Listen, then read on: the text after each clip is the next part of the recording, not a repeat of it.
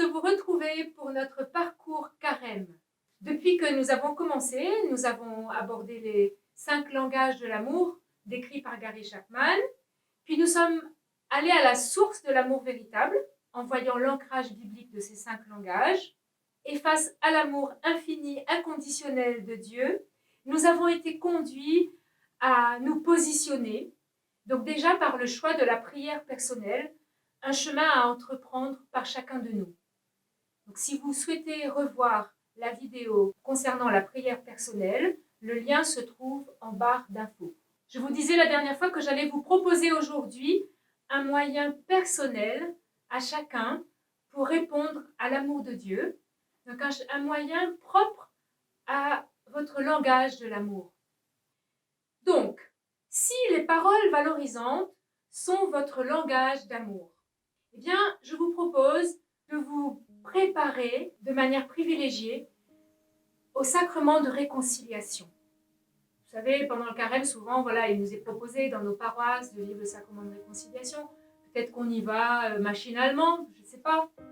Mais là, vraiment de prendre le temps, de préparer ce temps, parce que dans le sacrement de réconciliation, vous allez recevoir une parole de vie. Vous allez recevoir une parole qui va vous relever, qui va vous redonner votre dignité. Donc, prendre le temps de préparer ce sacrement, peut-être pour mieux le vivre. Et puis, après le carême, peut-être le vivre de manière régulière aussi.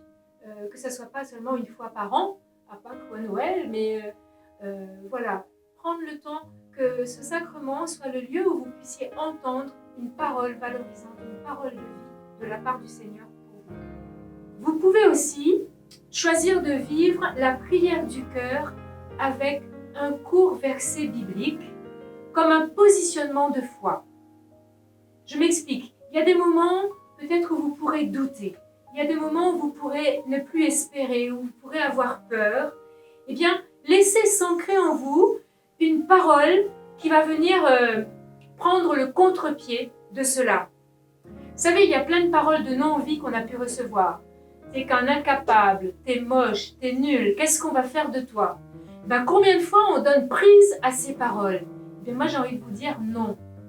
Donnez prise à la parole de Dieu. Choisissez un court verset biblique du genre « Tu es mon enfant bien-aimé, en toi j'ai mis toute ma joie » ou bien « Tu as du prix à mes yeux et je t'aime » ou bien « Rien ne pourra me séparer de l'amour de Dieu ». Donc prenez des courts versets et puis dans ces moments où ça vacille, laissez ces paroles vous nourrir, redites-les. Choisissez ces paroles de vie. Ensuite, si les cadeaux sont votre langage d'amour, choisissez de vivre de manière plus privilégiée l'Eucharistie, plus régulière. Vous avez peut-être du mal à y aller le dimanche, choisissez d'y aller. Ou bien si vous pratiquez déjà l'Eucharistie régulière le dimanche, choisissez un autre jour dans la semaine pour nourrir votre rapport au Seigneur dans ce cadeau infini qu'il nous fait de son corps, de son cœur livré dans l'Eucharistie. Vous pouvez aussi choisir de participer à une assemblée de prière charismatique. Alors là, il y a une multitude de cadeaux. C'est les cadeaux de l'Esprit Saint, c'est les surprises de l'Esprit Saint à travers la parole de Dieu, à travers des images, à travers des prophéties qui peuvent venir vous rejoindre. Donc laissez-vous faire par les surprises du Seigneur.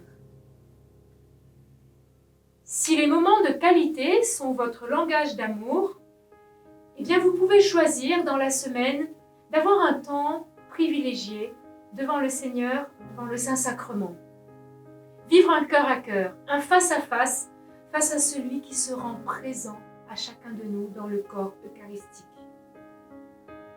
Ou bien vous pouvez choisir de dire, mais je vais prendre 10 minutes où je vais prendre le temps de lire la parole de Dieu, devenir un familier de la parole, goûter la parole, prendre du temps avec elle. Ou bien, une autre possibilité, choisir de venir à une assemblée de prière pour goûter la présence du Seigneur dans la louange. La louange nous repose.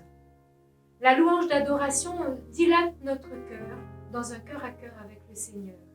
Donc c'est vraiment un moment de qualité. Si le service rendu est votre langage d'amour, là aussi vous pouvez choisir de vivre l'Eucharistie de manière plus régulière. ce sacrement par lequel Dieu vient me servir. Dieu vient me donner sa nourriture, son corps en nourriture, et m'apprendre à servir les autres jusqu'au bout. Je peux aussi choisir de participer à un service caritatif. Ça peut être une association, ça peut être au cœur de ma paroisse, aller visiter des malades, aller prendre soin des enfants en échec scolaire. Voilà, trouver comment me rendre proche de celui qui en a besoin. Je peux aussi choisir la prière d'intercession, le chapelet ou la louange comme acte de foi dans l'action du Seigneur dans la vie de mes frères et sœurs, pour porter les malades, pour porter les personnes désespérées dans le cœur de Dieu.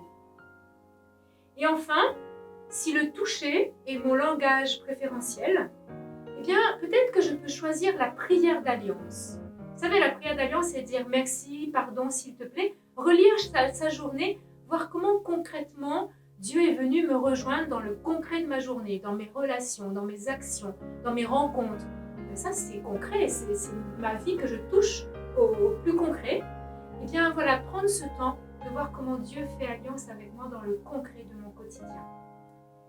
Je peux aussi choisir l'Eucharistie de manière plus régulière.